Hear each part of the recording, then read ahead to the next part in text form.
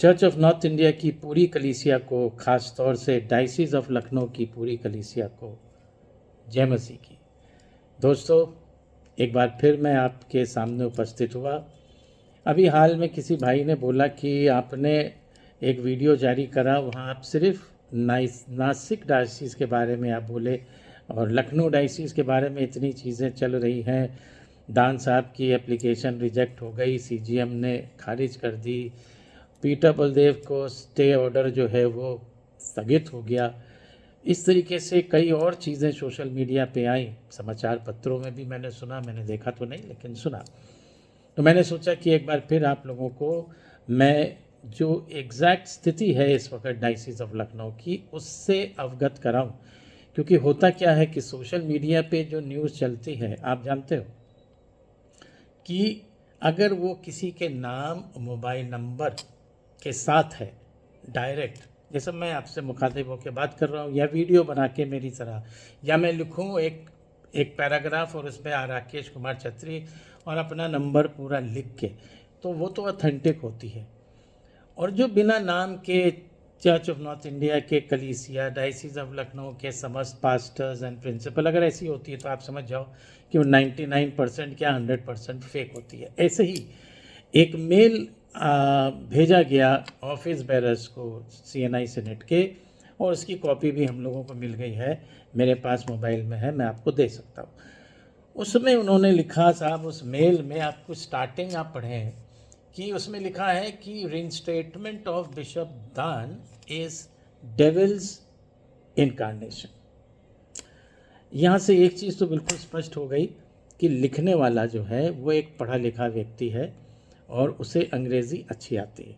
तो ये भाषा जो लिखी गई है ये किसी से लिखवाई नहीं गई है, एक पढ़े लिखे शख्स ने लिखी है। हाँ, जारी कराया गया एक फेक मेल आईडी बना के। एक फेक मेल आईडी का आपको मेरे ख्याल से वो इस पर भी चला है, आप देखें उस पर लेफ़्ट हैंड साइड पे मिस्टर डेविड लूक का नाम लिखा हुआ है, आप राइट हैंड साइड पे, और लेफ़्ट हैंड साइड में आप देखेंगे तो उसमें diocese of Jhansi, diocese of Gorakhpur, Jhansi के कोई बंदा है आइजक करके उसका नाम। तो इससे ये स्पष्ट हो रहा है कि ये सिर्फ गुमराह करने के लिए इन सारे लोगों का नाम उस मेल आईडी पे ऊपर पड़ा है जो ये पत्र जारी हुआ। तो रीइंस्टेटमेंट ऑफ बिशप दान इज डेविल्स इनकारनेशन, यानी कि बिशप दान का रीइंस्टेटमेंट करा किसने? सीएनआई सीनेट, ऑफिस बेरर्स और पूरी एग्जीक्यूटिव कमेटी ने। यानी कि ये जो भी हैं भाई साहब या बहन जी, जो भी हैं ये पूरी सीएनआई सीनेट को डेविल मान रही हैं कि ये डेविल हैं। और तभी क्योंकि ये जो रीइंस्टेटमेंट हुआ ये उनका हुआ, खैर कौन क्या मान रहा है मानता रहे, इससे कोई फ़र्क पड़ता नहीं। इसमें इन्होंने कुछ पॉइंट्स लिए हैं कि दान साहब का रीइंस्टेटमेंट होने से क्या हुआ, सिचुएशन बद से बदतर हो गई। आप पढ़िएगा इस मेल को। अब मैं पूछता हूँ क्या बद से बदतर हुई, और उसमें इन्होंने 2-3 पॉइंट्स डाल दिए कि साहब सैलरी, पीएफ, ग्रेजुइटी नहीं मिल रही है। तो जिस महीने में बिशप दान को रीइंस्टेट किया गया, मेरे ख्याल से अगस्त में, 24 अगस्त को, आप पूछिए हमारे पादरी साहब लोगों से कि उनको तनख्वाह मिलना शुरू हो गई अगले महीने से, अभी तक मिल रही है। तो ये इतना बड़ा, जो बहुत बड़ी समस्या थी, पास्टर्स को 5 साल से तनख्वाह नहीं मिल रही थी, जिनका पीएफ आधा जमा था आधा नहीं जमा था, जिनकी ग्रेजुइटी नहीं मिली, जो भी उनके पर्क्स और बेनिफिट्स हैं नहीं मिले। अब आप मुझे ये बताइए कि 1-2 महीने में अगर आपको ये दे दिया जाए कि ये समस्याएं हैं आप कर लो, तो आपकी प्रायोरिटी क्या होगी कि पहले तो जो हम कर सकते हैं सैलरी वो रेगुलर कर दें, वो रेगुलर हो गई, और धीरे धीरे जैसे डायसिस ट्रैक पे आएगी वैसे वैसे ये चीज़ें भी धीरे धीरे सब अपने आप ठीक हो जाएंगी। किसी एक पादरी साहब का मैंने आज तक नहीं सुना फ़ोन, तमामों फ़ोन आते हैं कि अभी ये हो रहा है, अभी ये हो रहा है, अभी ये हो रहा है, लेकिन हमारे डायसिस के किसी पास्टर ने हमें फ़ोन करके नहीं बोला कि साहब सैलरी नहीं मिल रही, या उसने ये शिकायत करी कि साहब हमारा पीएफ, क्योंकि सबको मालूम है कि अभी इस स्थिति में डायसिस नहीं आई है कि उनका ये सब चीज़ें लेकिन रेगुलराइज हो जाए। पर उन्हें पूर्ण विश्वास है बिशप दान पे, और मुझे भी है, और मैं आपको आने वाले दिनों में आप देख भी लेंगे कि ये सब चीज़ें धीरे धीरे ठीक। ये तो हो गई सैलरी की बात। दूसरा पॉइंट उन्होंने ये लिखा कि इसमें जो प्रिंसिपल्स हैं, प्रीस्ट हैं, वो फोर्स्ड वेलकम करा रहे हैं। और फोर्स्ड वेलकम में बिशप दान, न केवल बिशप दान पर उनके साथ जो भी लोग जा रहे हैं, जब कार्यक्रम होता है तो प्रोटोकॉल में बिशप के साथ ऑफिस बेरर्स रहते हैं, और जिस एरिया में जा रहे हैं उस एरिया में यदि कोई स्कूल है तो वहाँ का प्रिंसिपल आएगा, उस एरिया में प्रिंसिपल अगर स्कूल नहीं है तो वहाँ डीन ज़रूर होंगे, तो वो डीन आते हैं। तो ये तो प्रोटोकॉल है। अब इसमें साहब लिख रहे हैं कि साहब वहाँ पे फोर्स्ड वेलकम करा के बड़ी रकम की भेंट ली जा रही है। अभी तक मेरे पास एक भी फ़ोन नहीं आया, मैं समझता हूँ किसी भी ऑफिस बेरर्स के पास नहीं आया फ़ोन। डायसिस के मनीष जैदी साहब हैं, ट्रेजरर अरुण पॉल जी हैं, और रेवरेंड रोशन लाल जी हैं। इनके पास ये आया कि साहब फोर्सली देखिए हमको वेलकम करा रहे हैं और हमसे इतनी लंबी मोटी गिफ्ट ले रहे हैं। तो ऐसी बातें लिखना बिना सबूत के, और इसका बिल्कुल प्रमाण है कि आप झूठ बोल रहे हो, क्योंकि नीचे आपने अपना ना नाम लिखा ना कुछ लिखा। अभी मैंने इसकी जो है साइबर सेल में दे दिया है, पता लग जाएगा कि ये मेल आईडी क्रिएट कहाँ से हुआ और इनके साथ कौन कौन लोग शामिल हैं, और बहुत जल्दी वो चीज़ पता लग जाएगी। उसी के हिसाब से उसी के अनुसार उसमें जो भी कार्रवाई ज़रूरी है की जाएगी। तो ये तो रहा इस मेल के बारे में। और इस मेल के बारे में एक और चीज़ लिखी हुई है कि साहब इसमें जो है एडवोकेट सुशील मिश्रा जी। अब मैं आपको थोड़ा सा ब्रीफ में बता दूं सुशील मिश्रा जी का रोल हमारी डायसिस ऑफ लखनऊ में। सुशील मिश्रा जी जो डायसिस ऑफ लखनऊ में आए, जब इन्वॉल्व हुए, उस टाइम डायसिस ऑफ लखनऊ में जो इलाहाबाद हाई स्कूल सोसाइटी है, इसके 2 बड़े school, girls high school, boys high school, ये सोसाइटी पूरी उस टाइम के प्रिंसिपल द्वारा डायसिस से अलग कर ली गई थी। और दान साहब तभी आए थे, बिशप बने थे 2009 में। ये लड़ाई उन्होंने लड़ी और दान साहब के लिए वो डायसिस के साथ, डायसिस के लिए वो खड़े हुए और मुकदमा चला। चूँकि उस टाइम के जो प्रिंसिपल साहब थे वो बीएसपी में नॉमिनेटेड विधायक भी थे, इस लिहाज से बहुत पावरफुल थे। लोकल प्रशासन में बहुत बड़ी पकड़ थी उनकी। होती है, आप जानते हो कि जब कोई विधायक होता है तो उसकी पकड़ होती है, उसके रिलेशंस होते हैं, अच्छे रिलेशंस होते हैं, वैसे ही इनके भी थे।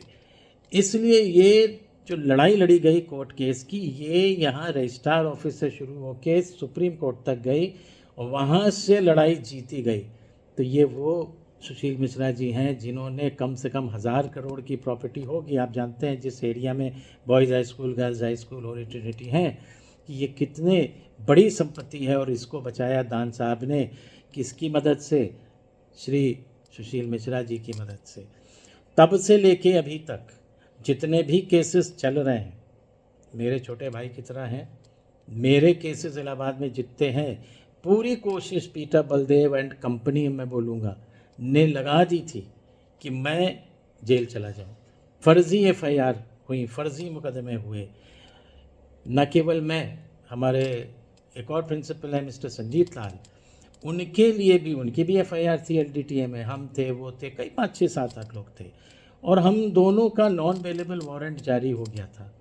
उस मुकदमे को भी श्री सुशील मिश्रा जी ने देखा और उसमें से भी वो पूरी एफआईआर हाई कोर्ट से मेरिट के ऊपर कैंसिल हुई। तो ये हैं वो सुशील मिश्रा जी, जिनके लिए एक बात और बोली गई कि साहब इन्होंने एलडीटीए में एक कोई जगह लैंड है वो कब्ज़ा कर ली और ज़मीनें डायसिस ऑफ लखनऊ में बेच दी। तो भाई अगर आपके पास कोई प्रमाण है तो आप उनके विरुद्ध मुकदमा क्यों नहीं करते? दूसरी चीज़, इससे पहले, इससे स्पष्ट है जो ये लोग लिखने वाले हैं सब पीटर बलदेव के ही शागिर्द हैं, चेले चपाटे हैं। तो जब पीटर बलदेव फुल पावर में थे तो आपने क्या करा? तो आपने मॉडरेटर को, तब तो आप नाम से लिख सकते थे कि भाई आप पावर में थे, पीसी सिंह उधर था, आपका आका पीटर बलदेव आपके आका जिनके चरणों में आप पड़े रहते थे, तब तो आप नाम से लिख सकते थे। अभी तो आपकी हिम्मत ही नहीं है कि आप नाम से लिख लें। तो तब आपने क्या करा? तो जब आप फुल पावर में थे आपने नहीं करा कुछ।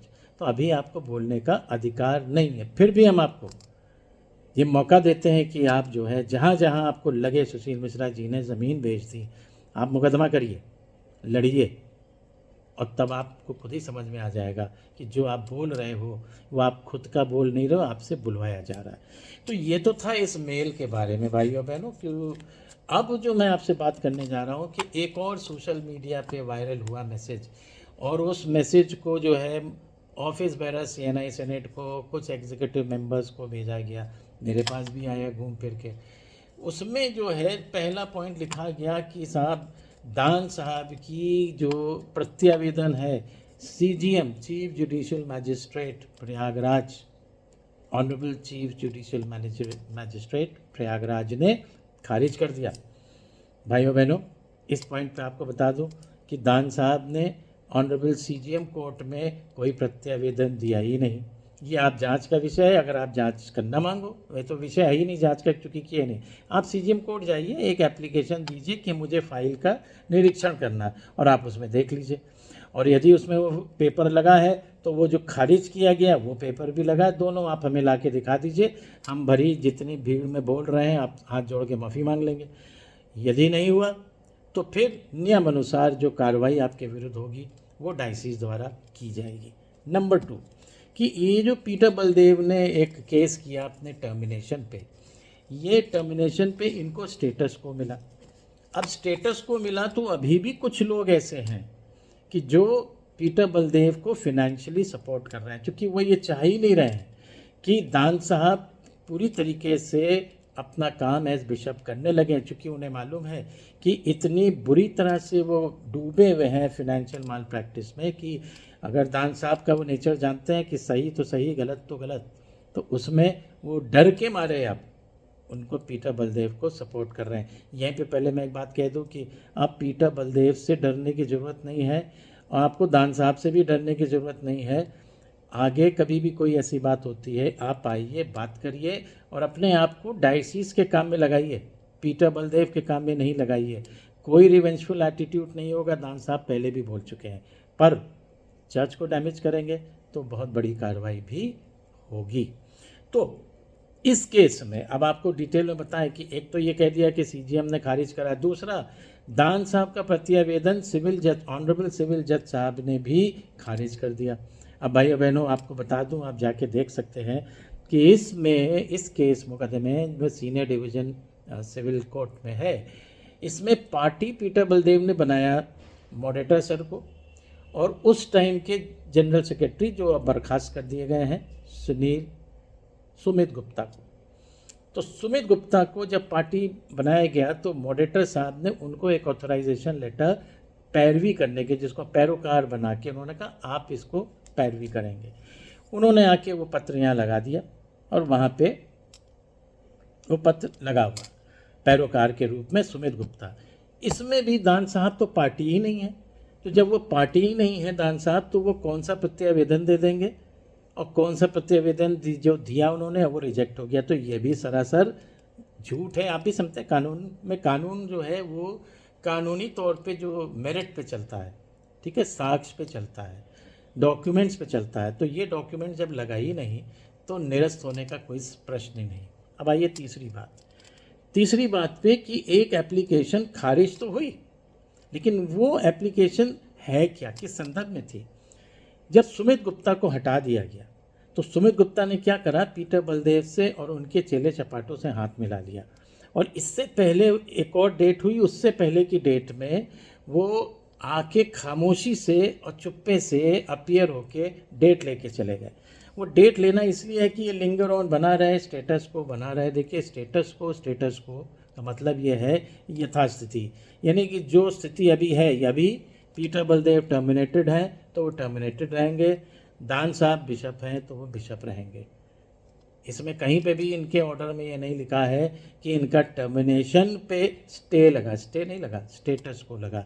तो ये मुकदमा आप जानते हैं सिविल सूट में सब डॉक्यूमेंट पे बेस रहता है, तो आज आपने डॉक्यूमेंट के लिए डेट ली, कल हमने ली, ये लंबा चलता है। तो ये सिर्फ मुकदमा फंसा रहे और ये डेट मिलती रहे और हम ये कहते रहें कि दावेदार हम हैं। आप उससे दावेदार नहीं होगे। स्टेटस को में आप जो है सस्पेंड, आप टर्मिनेटेड हो तो टर्मिनेटेड होगे।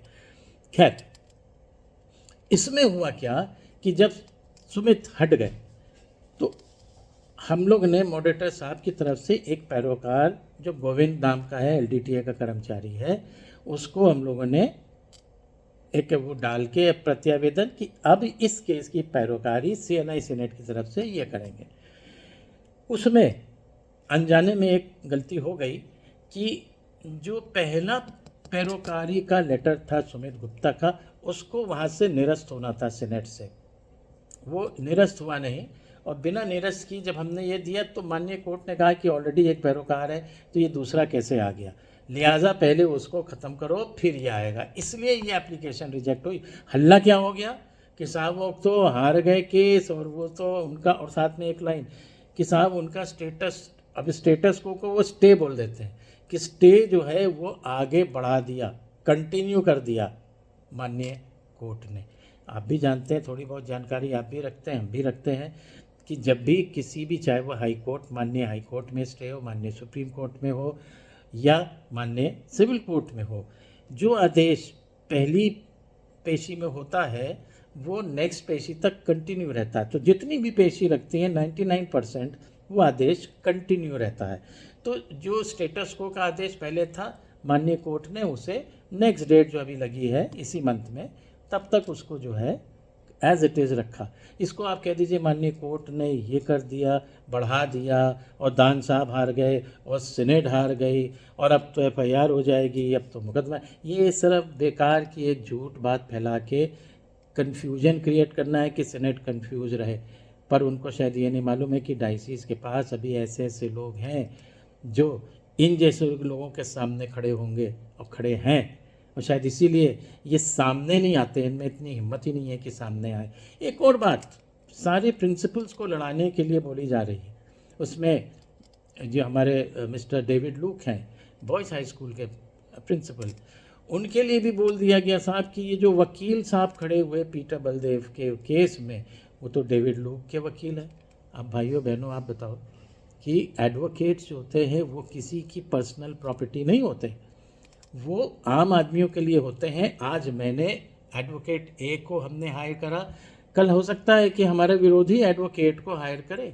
अब ये एडवोकेट पे है, वो तो उसको क्लाइंट मिलेंगे, वो जाएगा, और ज़रूरी नहीं है कोई भी किसी भी एडवोकेट को हायर कर सकता है। और एडवोकेट नियम को देखते हुए, कानून को देखते हुए केस लेने से हाँ करता है या इनकार करता है। तो आप ये कह दो कि चूँकि ये एडवोकेट डेविड लूक साहब के केस देख रहा था तो डेविड लूक जो है सपोर्ट कर रहे हैं पीटर बलदेव को, तो ये बिल्कुल बेआधारहीन बात है, इसमें कोई दम नहीं है। तो इसलिए मैंने सोचा भाइयों बहनों आप लोगों को इस बात से अवगत कराऊं कि ऐसे बहकावे में बिल्कुल भी नहीं आए। और हाँ, जो लोग पीटर बलदेव को अभी भी किसी भी रूप में सपोर्ट कर रहे हैं, आपसे विनती है आप चर्च को सपोर्ट करो, आप दान साहब को ना करो, राकेश छत्री को ना करो, किसी प्रिंसिपल को ना करो, आप अपने डायसिस ऑफ लखनऊ को सपोर्ट करो, जो सही है उसके साथ खड़े हो। यदि आप ऐसा करते हो तो डायसिस के सारे ऑनर्स आपके लिए हाजिर रहेंगे, और यदि आप नहीं मानते हो तो फिर नियम अनुसार जो कार्रवाई होगी वो होगी। तो इसीलिए भाइयों बहनों, अब मुझे उम्मीद है आपको इस केस के बारे में जो झूठ फैलाया जा रहा है इधर उधर ऑफिस बेरर्स को, और आपको पता है कि ये भी हम लोग सोच रहे हैं कि साइबर सेल में डाल के देखा जाए कि कौन है ये जो ऐसे मैसेजेस भेज रहा है, और उसके विरुद्ध सख्त से सख्त कार्रवाई की जाए। तो एक बार फिर आप मुझे सुनने के लिए और समझने के लिए बहुत बहुत धन्यवाद। जय मसीह की।